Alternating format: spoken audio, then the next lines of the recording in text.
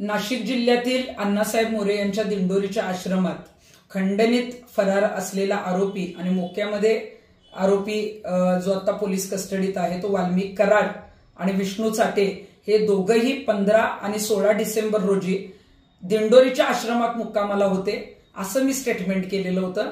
आश्रमातून असं सांगण्यात आलेलं आहे की 16 डिसेंबर रोजी तो लाखो भाविकांबरोबरच दर्शनाला आलेला होता, आम्हाला माहित नाही, परंतु मला स्पष्टपणे हे सांगायचं आहे की आश्रमातील हे जे कोणी आबासाहेब मोरे आणि त्यांची टीम पूर्णपणे खोटी उत्तरं देत आहे। 15 तारखेला आणि 16 तारखेला वाल्मिक कराडने त्या आश्रमामध्ये मुक्काम केलेला आहे। त्याचे जे सीसीटीव्ही फुटेज आहे ते सीआयडी कडे आहेत आणि सीआयडीच्या अधिकाऱ्यांना मी हीच विनंती करेन की आपला तपास पूर्ण झाल्यानंतर हे जे फुटेज आहेत ते आपण सार्वजनिक करावे, कारण या आश्रमामध्ये त्याला वास्तव्य करण्यास दिलेलं होतं, त्याला आश्रय दिलेला होता आणि जो अशा फरार असलेल्या आरोपींना आश्रय देतो तो त्यांना गुन्ह्यात जो आहे तो मदत करत असतो, त्या कटात सामील आहे अशा पद्धतीचं जे आहे ते मानण्यात येतं।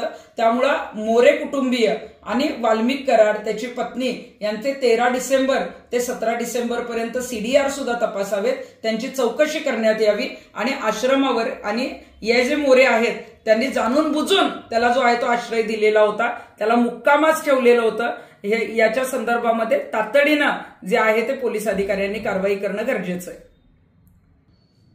राज्यात पोलिसांना पाहिजे असलेली व्यक्ती ज्याच्या विरोधात लाखो लोक रस्त्यावर उतरले होते ते लाखो लोकांमध्ये दर्शनाला जातील का?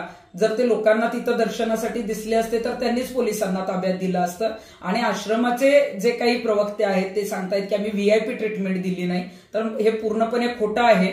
वाल्मिक कराड हा आश्रमामध्ये दिंडोरीच्या आश्रमामध्ये 2 दिवस मुक्कामाला होता आणि याचा तपास जो आहे तो सखोलपणे पोलिसांनी करणं गरजेचं आहे आणि गृहमंत्र्यांनी सुद्धा हे प्रकरण दाबलं जाणार नाही याचे आदेश देणं गरजेचं आहे।